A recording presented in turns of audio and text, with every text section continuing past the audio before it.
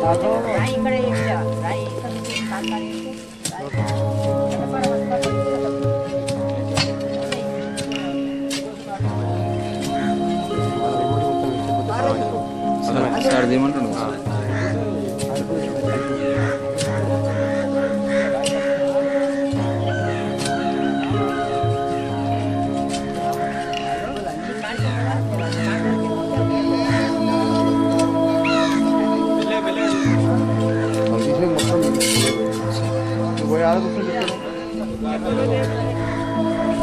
కొంచెం మెత్తగున్నతో చూడు.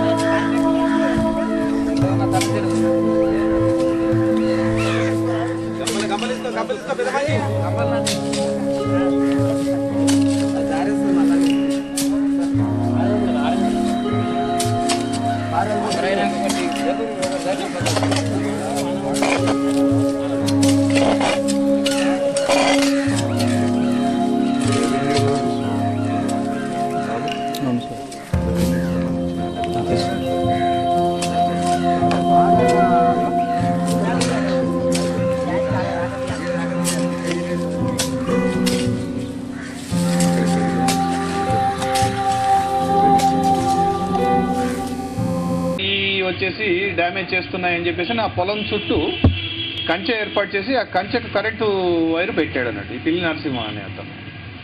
సో ఇతను రాత్రిపూట కరెంటు మోటార్ పెట్టి నీళ్లు పెట్టడానికి వెళ్తున్న సందర్భంలో ఆ రోజు ఆ పొలం పక్కన ఒక వ్యక్తి పొలం గట్టు మీద మరణించి ఉండగా చూశాడు అన్నట్టు ఈ గజ్జె అంజయ్య. చూసి అది ఇమ్మీడియట్గా ఆ ఇంటి యజమానికి తెలియజెప్తే ఆ ఇంటి యజమాని అయిన పొలం యజమాని అయినటువంటి పిల్లి అంజయ్య అక్కడికి వచ్చేసి చూసి అది ఎక్కడ తన మీదకి వస్తుందో కేసు అవుతుందో అనే భయంతో ఈ పిల్లి గజ్జె అంజయ్యను పిల్లి నరసింహ ఇద్దరు కలిసి ఆ వ్యక్తిని ఆ పక్కనే ఒక చిన్న గుంత ఉంటే ఆ గుంతలో పూడ్చి పెట్టేసి ఎవరికి వాళ్ళు అక్కడి నుంచి వెళ్ళిపోయారు.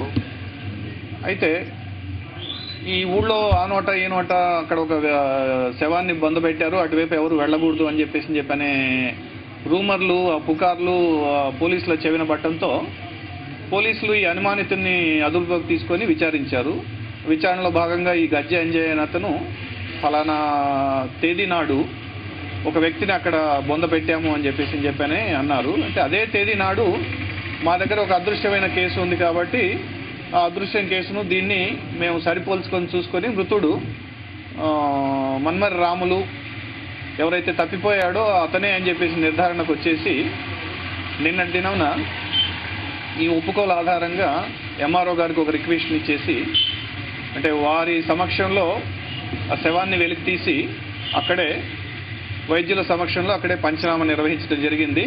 ఆ పంచనామా నిర్వహిస్తున్నప్పుడు కుటుంబీకులు కూడా వచ్చేసి ఆ మృతునికి సంబంధించిన కుటుంబీకులు వచ్చేసి ఈ శవము మన్మర్ రాములుగా గుర్తించారు. ఎందుకంటే అతని కుడి చెయ్యి ఫ్రాక్చర్ అయి ఉన్నది. తర్వాత అతని ఎప్పుడు కూడా ఒక టవల్ మెడలో టవల్ వేసుకునే అలవాటు ఉంది. ఆ టవల్ కూడా ఆ టవల్ ఆధారంగా ఒంటి మీద బట్టలును ప్లస్ అతని చెయ్యి విరిగిన చెయ్యి ఆధారంగా అతను మన్మర్ రాములే అని చెప్పేసి మృతుని సంబంధికులు మృతుని భార్య వీళ్ళందరూ కూడా గుర్తించారు. అయినా వాళ్ళని పిల్లి నరసింహ సార్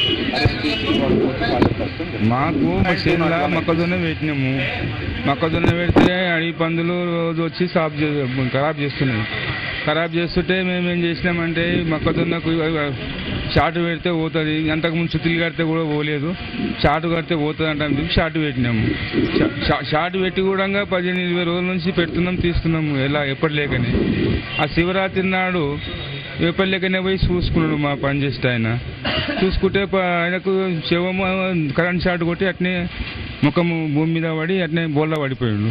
మేమేం చేసినాము నాకు చూసుకొని నాకేం చేసిండు మా పని ఆయన నాకు ఫోన్ చేస్తే నేను పోయి ఎంబడే పోయి చూసుకున్నాక మరి ఎట్లా ఏం సంగతి అంటే మాకు ఇట్లకి ఏమైందంటే గొర్రెల దొంగతనాలు ఎడ్ల దొంగతనాలు బర్రెల దొంగతనాలు అవుతున్నాయి. ఈ దొంగనే ఉండొచ్చు, 2 పింఛన్లు ఉన్నాయి మన చేను కడ్డము.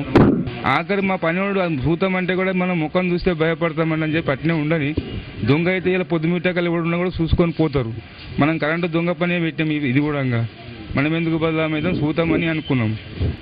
ఈ ఎవడనో కానీ ఉండే దొంగనే ఉండొచ్చు అని చెప్పి సంచులకు నూక్కొని గొంగట్లో కట్టుకొని అవతల జేసీబీ చూసిన గుంతలు ఉండే అట్టకేసి మేము ఎడ్లు మోపేటప్పుడు చూసేది ఆ గుంతలో పెట్టుకోకపోతే అమ్మ కూడా అక్కడ చెప్పని తీసుకుపోయి భయపడి లొల్లి పెట్టినందుకు తప్ప అయిపోయింది మాది.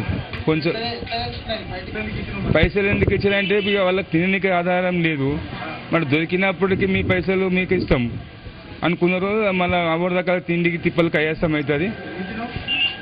2,50,000 సార్.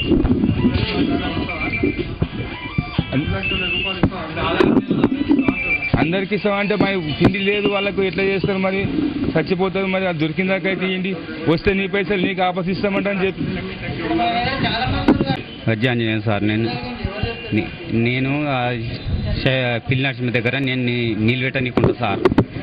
నీళ్ళు పెట్టనీకుంటే ఇట్లా షార్ట్ కొట్టినట్టున్నా సార్. నేను పండుగ రోజు ఇటుకి పనులకు వచ్చింది సార్. పనులకు వచ్చి దిగినా, పోయి 6 గంటల బస్ పోయినా, 6 గంటల బస్ పోయి ఆడ దిగినా సార్. దిగి అమాసం దిగి వైరు తలిగేసుకొని చక్కగా ఇంటికి పోయినా. ఇంటికి పోయి తెల్లారి చక్క లేచి తెల్లారి చేనుకు వచ్చింది సార్. తెల్లారి చేనుకు వస్తే ఇట్లా పడి ఉన్నది సార్. శవం పడి ఉంటే నేను ఏం చేసిన సార్, సప్లాగా ఫోన్ చేసింది సార్. ఫోన్ చేస్తే వచ్చిండు సార్. వచ్చిండు చూసుకోండి సార్. చూసుకుంటే నేనే పిల్లి నరసింహ చూసుకోండి సార్. చూసుకుంటే నేనేం చేస్తారా అని అన్నాడు సార్. అంటే మరి నేనేం చేస్తా నాకు తెలియదు అని నేను అన్నా సార్. అంటే మరి ఎవరో ఏమో చూసుకొని మరి నువ్వేం చేయవు నేనేం చేయమని అన్నాడు సార్. అంటే సరే అని ఊకున్నాం సార్. పొద్దుమికిందాక ఊకొని పొద్దుమికంగా ఏం చేసిండు, ఏమా అని కప్పెత్తమ్మని అన్నాడు సార్.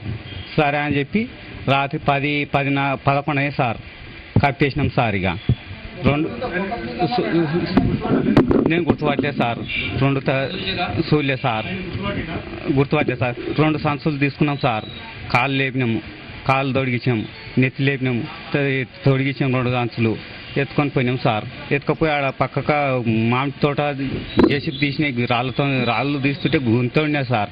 ఆ గుంతలేసి మనకు కప్పేసినాం సార్. ఎట్లా బయటపడ్డదండి సార్, ఇట్లా ఆడవిల్లు అనుకున్నాడు సార్. అనుకొని బయటపడ్డది సార్. ఆడవిల్లకు ఇట్లా ఏం చేసి మా వద్ద ఒకనాడు బలర కొట్టింది సార్. అందులోకి అంటే పండుగ వెళ్ళిన 5 అందులో పెట్టాము అని చెప్పింది సార్. ఇంతే సార్, నేనే చెప్పిన సార్.